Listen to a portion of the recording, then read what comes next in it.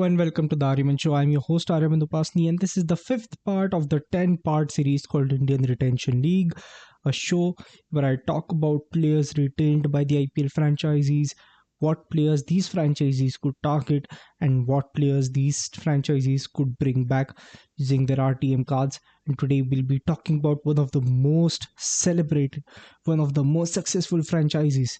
And you could guess it by this color. Yes, it's Mumbai Indians. So let's not waste any much time and get straight into it.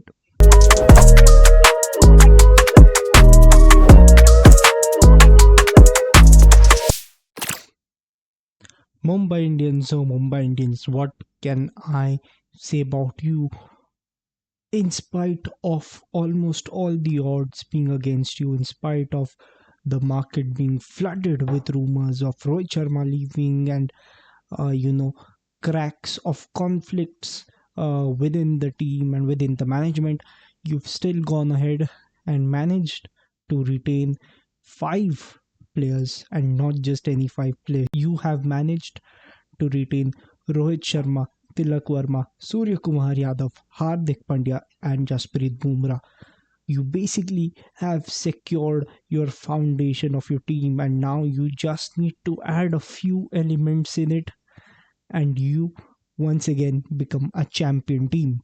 The only downside to this is that now you only have 45 crores in your purse, but I don't think for MI that will matter a lot. Since MI is a team which I've seen for many years, they kind of develop players. They go in for young players with potential. We saw that last season as well, and before that as well. So they will probably invest a lot in such younger players. And when it comes to that, MI don't really spend a lot of money, and whatever they do, it really pays off for them. And they will obviously need a couple of marquee players, maybe in the opening spot, one somewhere around in the middle, a wicket keeper, uh, maybe a couple in the bowling spots as well.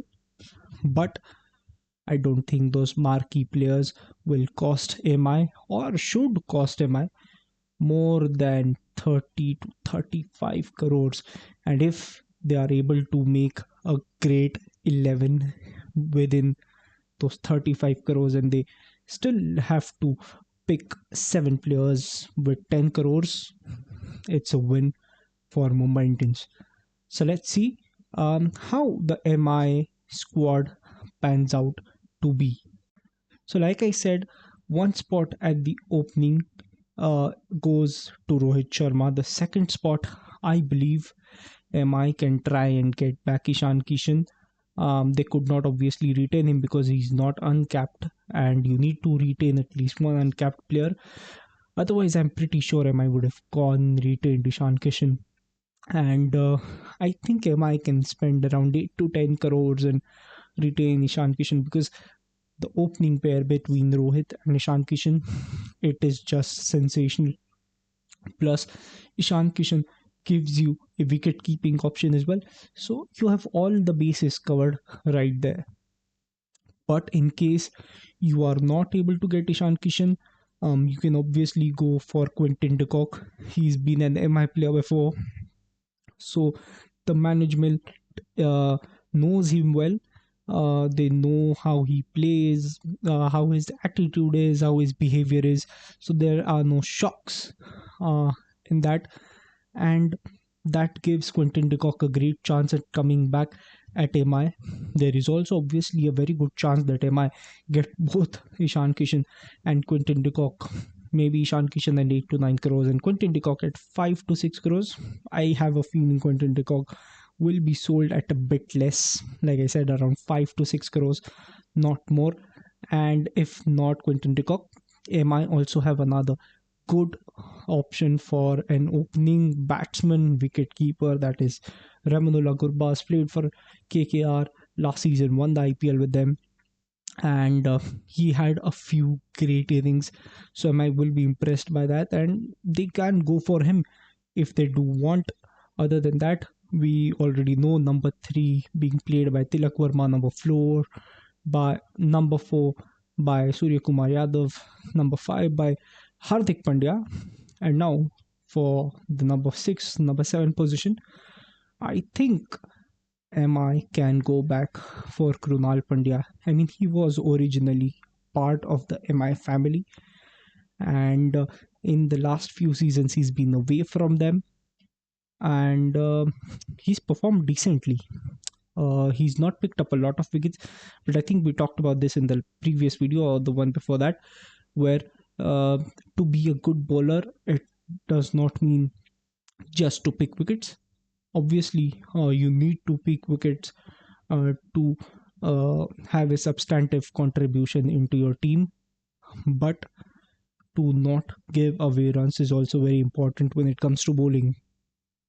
So Krunal Pandya, he covers those bases. He can take those occasional wickets. He can bowl those clutch overs where he does not want to leak runs, where Rohit does not want to leak runs, and he can also bat. He's been focusing on his batting. He's been practicing on his batting. He's done very well in the domestic circuit as well. So I have a feeling MI could go back and get Krunal Pandya, because then they get a great all rounder, and maybe at a cheaper price. Another player that they can go probably for the number 7 spot is Gerald Coetzee. I think, to be honest, obviously Gerald Coetzee um, kind of really fits there. We've seen him in South Africa playing around that number 6, number 7 spot. He can bowl, he can bat. Uh, he's a great fit. Same goes for Glenn Phillips. He bowled really well when he visited India for the test match series against India. He bowled really well. He took a lot of wickets as well on these pitches. So he will be again a very good all-rounder for Mumbai Indians to have. Can bowl, can take wickets, can score runs, which is of course his trademark. Other than that, obviously, moving on to the bowling, you have your quintessential Jasprit Bumrah.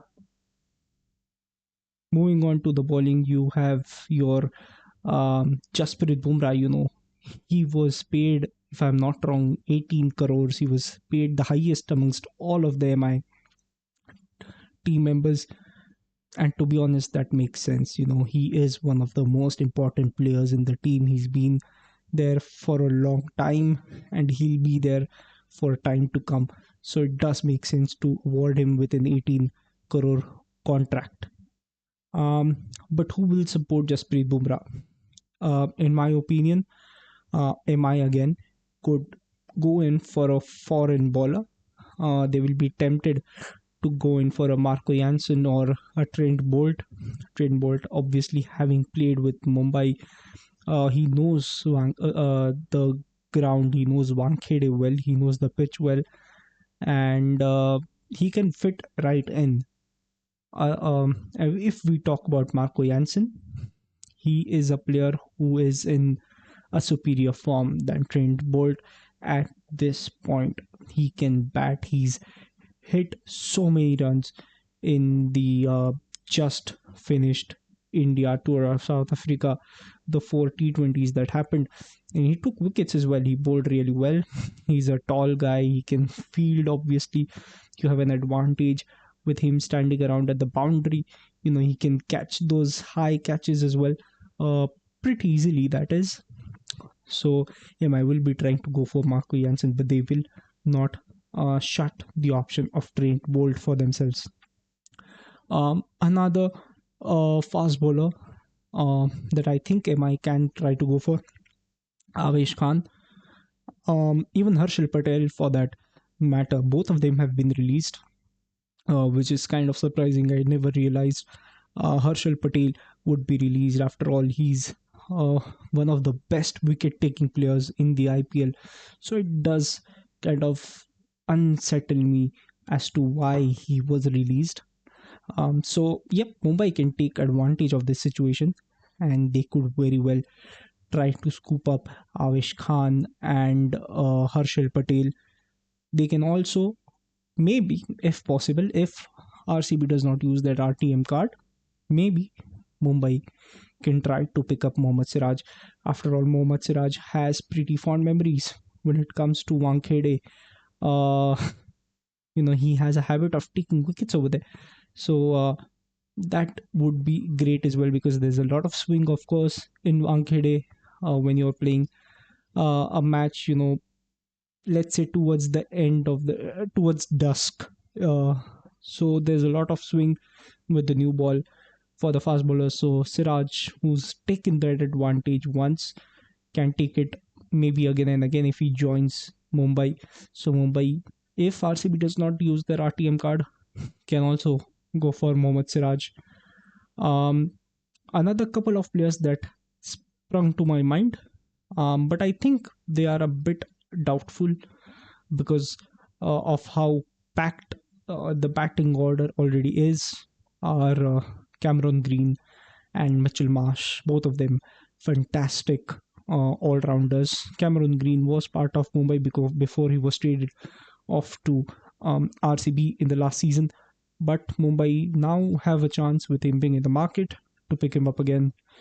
Uh, but seeing how congested the batting order is and kind of how fixed the batting order is, I am very doubtful that they might pick him. And even if they do, he might miss a lot of games. He might end up warming the benches for quite some time until and unless they feel okay, maybe let's give him a game or two at the number six position, or unfortunately ending up playing at the number seven position, which really is not that great for him, especially if it's Mitchell Marsh. Mitchell Marsh is best if it's at that number three, number four position, and since that already settled, I don't think these two players will be bought by Mumbai, and even if they are, they will be warming the benches for quite some time now.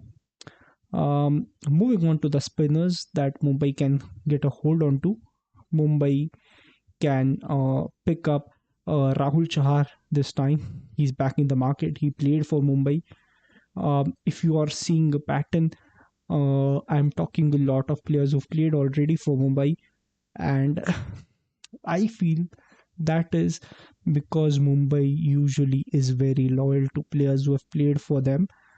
And you've seen that. I think at least I have observed that for many years. If you look at the squads for many years, you see players being there for quite some time, and if opportunity be, getting them back, as we saw with Hardik Pandya last season. So that is a very real possibility of getting Rahul Chahar. After all, he's a great wrist spinner. You also have Yuzvendra Chahal in the market, so you could try to get him. However, it might end up being an expensive deal. So Mumbai will have to take care of their finances before going all in for Yuzvendra Chahal. Maybe if Mumbai are, left with, let's say, 25 crores something, 25 to 30, sorry, if Mumbai Indians are at the end left with around 15 to 17 crores, and they just have to now get around 5 more players to finish the minimum tally of 18, they can very well go for Yuzvendra Chahal, try to get him for what, a price of 10, possibly 11 crores, which is very possible since a lot of teams will be bidding for Yuzvendra Chahal. And there is obviously a very good chance he might not end up in Mumbai, because then he ends up probably in RCB or in Punjab. So there's this chance, but Mumbai has a very good chance of getting into that bidding war, and fingers crossed, even winning it. Now there are 5 players that in Mumbai Indians will be getting for sure, and they can get them for quite cheap. Um, I think, and all these 5 players that I'm talking about, Mumbai Indians can also use their RTM cards on these players, so they can use it on any of these 5 players. So the five players are Namandir, Anshul Kamboj, Akash Madwal, Piyush Chawla, and of course Arjun Tendulkar. We've only seen Arjun Tendulkar perform two matches in a season or three matches in a season, but he's always there at the end of the day. So I think that is a fix buy for Mumbai Indians. But other than that, I think Mumbai Indians will try and get these four back. After all, they did have substantial contributions. They did have really important contributions towards the team. And Piyush Chawla in the latter end of the season did perform really well for Mumbai Indians, even if his performance in the first half was not as great. So Mumbai Indians will try and scoop all four, five, including Arjun Tendulkar. And I feel that is what Mumbai Indians might be thinking, with their kitty of around 45 crores. And that is, I feel, how they will use it. If you like this video, do like, share, and subscribe. If you have any opinions, or if you know any players, if you feel that there are any players that Mumbai Indians can possibly get, write it down in the comments below. I hope you really like this video, and stay tuned for the next part.